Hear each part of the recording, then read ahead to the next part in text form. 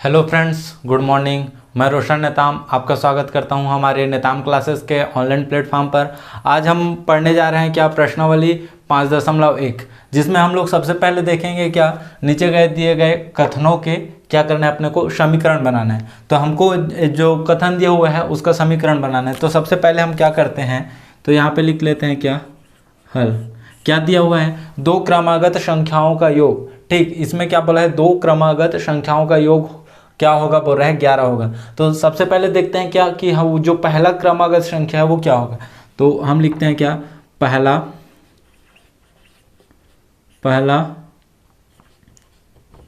संख्या, पहला संख्या क्या हो जाएगा, तो ये 100 हो जाएगा। और दूसरा क्रमागत संख्या बोला है तो दूसरा संख्या क्या हो जाएगा, तो दूसरा संख्या हो जाएगा क्या, दूसरा संख्या, तो ये हो जाएगा x+1 हो जाएगा। ठीक, x+1 हो गया। लेकिन इसमें बोला क्या है, दो क्रमागत संख्याओं का योग क्या है, हमारे पास 11 है। तो हम लोग इसका योग करेंगे तो क्या हो जाएगा, ये पहला संख्या क्या है, x है। फिर उसके बाद हमारे पास दूसरा संख्या क्या है, x+1। इसका जब योग करेंगे तो क्या हो जाएगा, ये 11 के बराबर हो जाएगा। तो हमको ये समीकरण बनाना था, तो ये हमारा क्या हो गया, आंसर हो गया। ये हमारा आंसर हो गया। फिर हमारे पास एक दूसरा प्रश्न क्या है, टिकेंद्र व तेजराम की आयु का योग। क्या क्या कह रहा है प्रश्न, टिकेंद्र व तेजराम की आयु का योग कितना है, 30 है। जबकि टिकेंद्र की आयु तेजराम की आयु की क्या है, दोगुनी है। ठीक, तो सबसे पहले क्या लिखते हैं हम लोग, यहाँ पे लिख लेते हैं क्या हल। ठीक, तो देखते हैं क्या हमारे पास कौन कौन है, टिकेंद्र व तेजराम है। तो टिकेंद्र की आयु तेजराम की आयु की दोगुनी है। तो तेजराम की आयु क्या होनी चाहिए, तो सबसे पहले लिखते हैं क्या, तेजराम की आयु, तेजराम की आयु क्या है, तो तेजराम की आयु है x या y मान लेते हैं, y वर्ष है। तो टिकेंद्र की आयु क्या हो जाएगी, तो टिकेंद्र की आयु जो है तेजराम की आयु की दोगुनी है। तो ये हो जाएगी क्या, टिकेंद्र की आयु। ठीक, टिकेंद्र की आयु बराबर हो जाएगा तेजराम की आयु का दोगुनी। तो ये हो जाएगा 2y वर्ष। ठीक, उसके बाद क्या बोला है, टिकेंद्र व तेजराम की आयु का योग क्या है, तो ये है टिकेंद्र की आयु क्या है, 2y है और तेजराम का आयु है y। और इसके आयु, इन दोनों के आयु का योग क्या है, तो ये 30 है। ठीक, तो हमको यही समीकरण क्या करना था, बनाना था। तो ये हमारा क्या हो गया, समीकरण हो गया 2y + y = 30, ये हो गया। ठीक है, तो अब हम देखते हैं क्या दूसरा प्रश्न। दूसरा प्रश्न क्या है हमारे पास, नीचे दिए गए समीकरण को हल कीजिए। तो हमारे पास समीकरण क्या है, 5x + 2 = क्या है, 17 है। तो इसको कैसे करेंगे, तो अब हम करेंगे क्या, इसका हल करेंगे। जो दिया गया वैल्यू है उसको लिख लेते हैं। तो हमको क्या दिया गया है, दिया है। ठीक, तो जो दिया है क्या, 5x + 2 = क्या हो गया, 17 हो गया। तो जब इसको आगे सॉल्व करेंगे तो क्या हो जाएगा, यहाँ 5x = इधर 2 को ट्रांसफ़र कर देंगे तो ये हो जाएगा -2। ठीक, -2 हो गया 17 के साथ। तो अब कितना हो जाएगा, 5x = यहाँ पे कितना हो गया, 15 हो गया। 15 हो गया, जब 17 में 2 घटाएंगे तो कितना हो गया, 15। जब x के साथ 5 है मल्टीप्लाई में, तो जब उधर जाएगा तो ये क्या हो जाएगा, डिवाइड में चला जाएगा। तो जब डिवाइड में जाएगा तो ये कितना हो जाएगा, 15/5। तो आंसर क्या आ जाएगा, 5 दिया क्या हो जाएगा, 15। तो x = क्या हो गया हमारे पास, 3। ये क्या हो गया, हमारा आंसर हो गया। ठीक है, ये क्या है हमारा आंसर।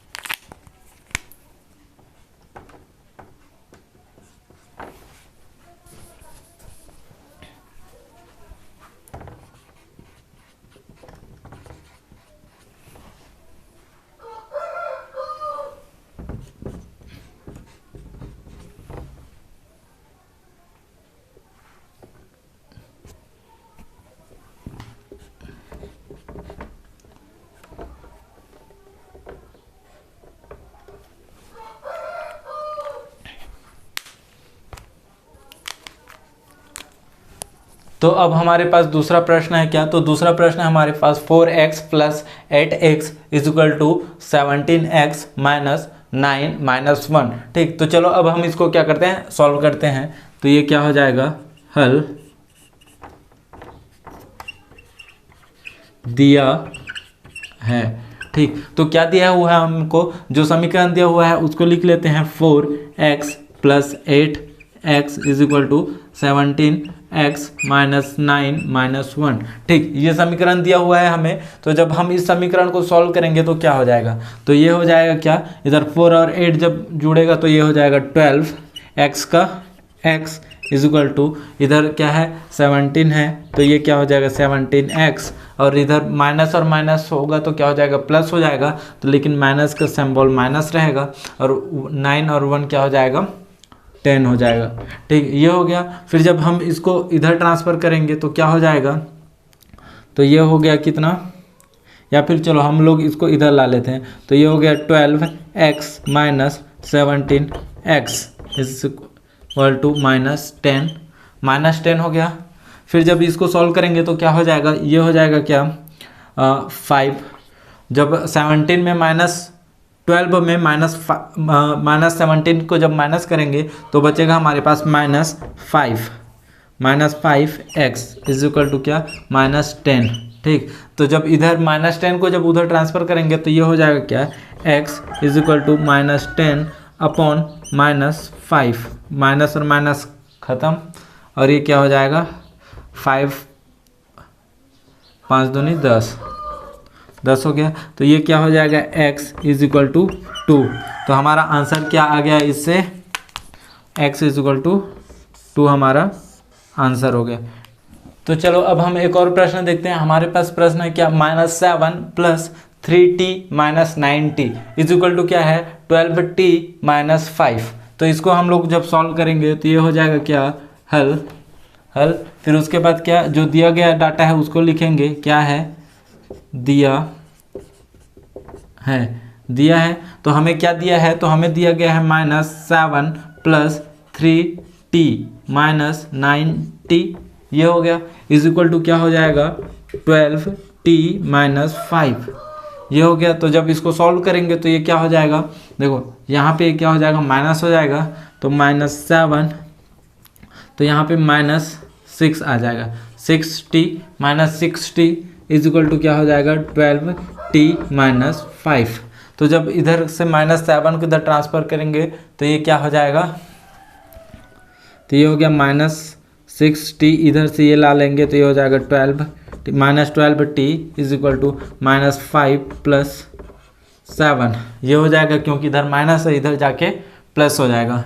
तब ये इधर क्या हो गया -18t इज इक्वल टू इधर क्या हो जाएगा, तो यहाँ पे हो जाएगा क्या 2 हो गया। तो जब इसको हम लोग उधर ट्रांसफ़र करेंगे तो क्या हो जाएगा,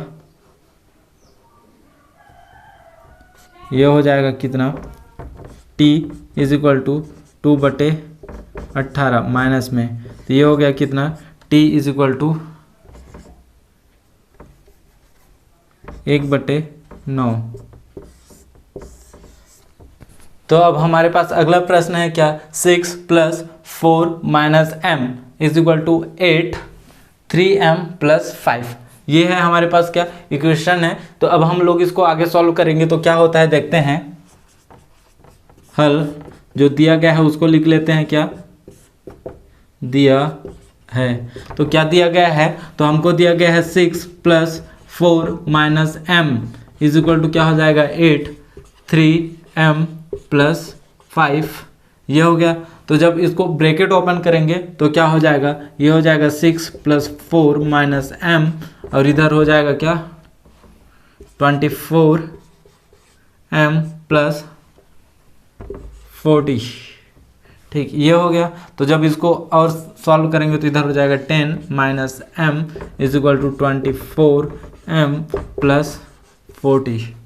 अब ये इसको जब उधर ट्रांसफ़र करेंगे तो क्या हो जाएगा, तो ये हो जाएगा क्या, ये इधर आ जाएगा, तो ये हो जाएगा -m minus 24m is equal to 40 minus 10। ठीक, ये हो गया, तो ये माइनस और माइनस क्या हो जाएगा, प्लस हो जाएगा, प्लस 25 हो जाएगा। m इज इक्वल टू क्या हो गया, ये हो गया 30 हो गया। तो जब इसको क्या करेंगे, m is equal to 30/25 minus, ठीक, तो ये क्या हो जाएगा, ये हो जाएगा 5 6 का 30 और ये हो गया कितना, 5 5 6 25। तो हमारा आंसर कितना आ गया, m इज इक्वल टू -6/5। ये क्या हो गया, हमारा आंसर हो गया। ठीक है, तो अब क्या, तो अब हमको एक प्रश्न दिया हुआ है क्या, 3y + 4/2 - 6y is equal to -2/5।